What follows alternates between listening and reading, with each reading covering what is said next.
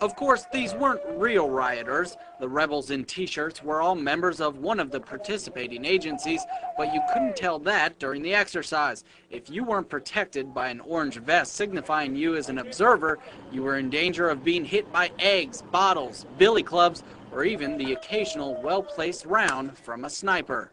We try to make this very real, give a real feel to it. We had the fire department provided some live burning out here, so we had smoke, flames, objects being thrown, a lot of chaos. There's going to be a lot of chaos in a civil disturbance situation, and that's what we want to try to incorporate as much as possible. Teamwork plays a major role. Mountain Police had to coordinate with the fire department, while National Guard troops marched in formation toward the rioters. Without cooperation throughout all the agencies, the rioters would have quickly taken control. I think everybody learned a little bit. Mistakes are made, but we'd rather make those mistakes here than in a real situation.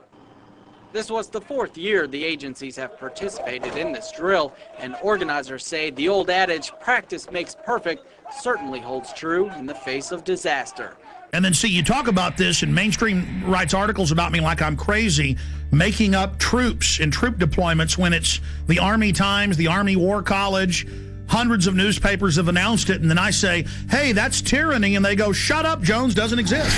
InfoWars story on illegal Tennessee checkpoint prompts action by governor. Friday, listeners pointed out local news saying the Army was going to be out, regular Army running checkpoints, searching citizens with police. The governor got called, our listeners called.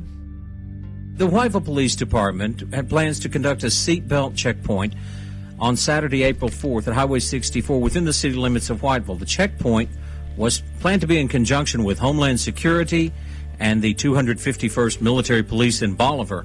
After learning about this, I contacted Representative Johnny Shaw, who represents that area, ask you about this. Representative Shaw, you looked into this, and can you tell me what you've learned and where this stands now?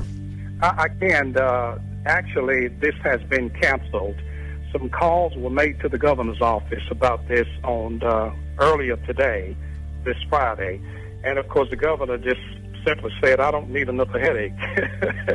It was a bad idea in the first place. I mean, during this climate, in this day and time which we live, can you imagine the Army stopping you for a seatbelt check? You know. We'll follow up with you on that, sir, and find out what steps are taken to protect, to see that something like this the public is notified in the future. Definitely we will, because the public should have been notified if it was going to happen. And I'm going to make sure that I call all of the local authorities and ask them not to do this anymore. But if they should even attempt to make sure that they contact people like myself and make sure that people are notified as to what is going to happen. Representative John Shaw just joins us for a few minutes, representative from Tennessee, District 80. Sir, thank you for coming on with us. Sure, you're welcome. Thank you for having me, Alex. You bet. Now, we played the clip earlier of you on a local news station talking about Army checkpoints. The governor found out, thanks to you and others, and canceled it. Can you just in a nutshell tell us exactly, specifically what was going on?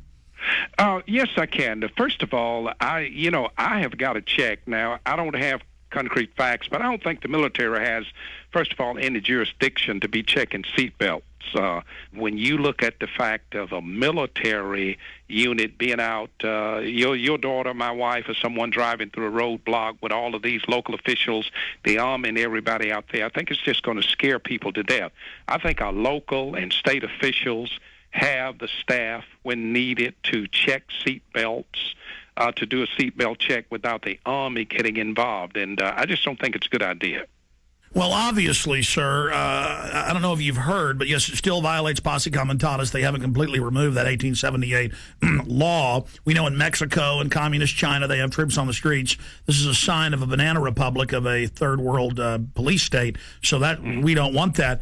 But the larger issue here is that they've announced Homeland Security wants to put 20,000 regular Army troops to patrol America. The Naval War College, the Army War College has said their new job will be engaging us, combat with the American people to stop an insurrection against the banks. So, A, are you aware of that? B, can you tell us specifically what units, how why the Army was going to be out running checkpoints? Well, I got this news late on Friday, and when I got the news, I immediately jumped on it to try to call some local authorities that I knew first to see what was going on. And when I made the call, I found out at that point in time that the governor had already made the decision to cancel this, and which I was very proud of that. But I am not aware of Homeland Security doing this. I did hear that they would be involved in this roadblock issue on last Friday, but I am not aware of the other part of the question that you asked. Okay, specifically, though, when you talk to the local authorities, whose idea, where did it come from that regular Army is going to be out running checkpoints? I mean, a checkpoint is unconstitutional if you don't have warrants, and it's random for the police to do. Now the Army? I mean, again, sir, this is suddenly happening everywhere. This is part of a larger plan. So we as detectives are asking you, any other little tidbits you've got about who was behind this? Well, and I don't know, Alex. I can't answer that question other than the fact that it was going to take place in a little area of my district in a town called Whiteville, Tennessee, which would lead me to believe or to assume that the chief of police there was the one who orchestrated this idea. Was the state involved? Not to my knowledge at all. Okay, so the governor had to say no. So this is what we always see. The Army then probably approached some locals as part of their covert acclimation program. And State Representative Johnny Shaw, we appreciate you speaking out against this. We appreciate the governor saying no to this. Can you, just in closing, speak to why you were concerned about it and against it?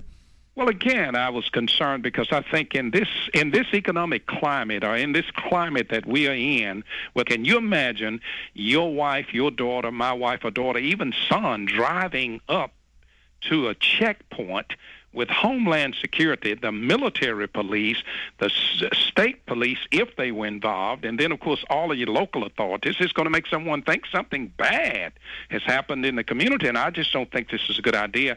I think it would have been a scare tactic that would have been hard for some of our citizens to get over, or maybe some of our senior citizens, and I'm totally against this kind of a tactic, and I'm going to do my best as a state representative to see that this does not happen again in my district, and hopefully nowhere in the state of Tennessee.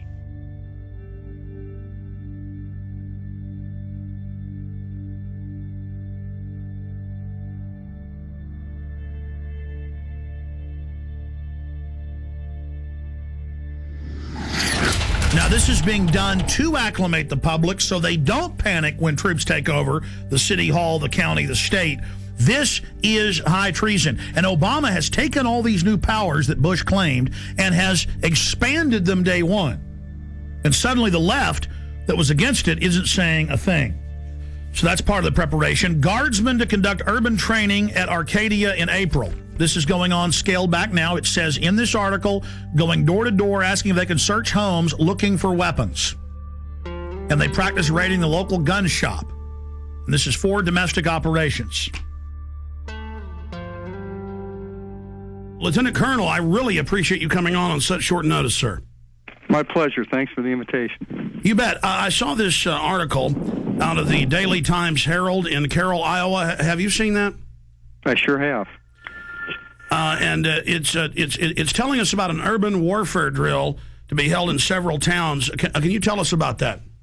Sure. It's actually a planned training event to provide our soldiers with greater proficiency at what we call cordon and search, which is a mission that, just for a little background, we've deployed nearly 13,000 members of the Iowa National Guard in the global war on terror. And the vast majority of those have been in Iraq and Afghanistan. And one of the missions that they perform in Iraq and Afghanistan on multiple occasions is cordon and search, where basically you are trying to get to an area, cordon it off to make sure everything's safe, and then actually search for caches of weapons or other kinds of contraband which could harm American forces and other like Fallujah, what we saw in Fallujah. Mm-hmm. Correct. Exactly. So because of where we're located in Iowa, there are no active duty bases in Iowa, so we kind of have to create our own urban training environments. So the plan on this particular training event was to actually use a small town of about 450 people. The town has actually kind of adopted the unit, which is called Company A, 1st Battalion, 168th Infantry. and they were more than willing to participate in the exercise.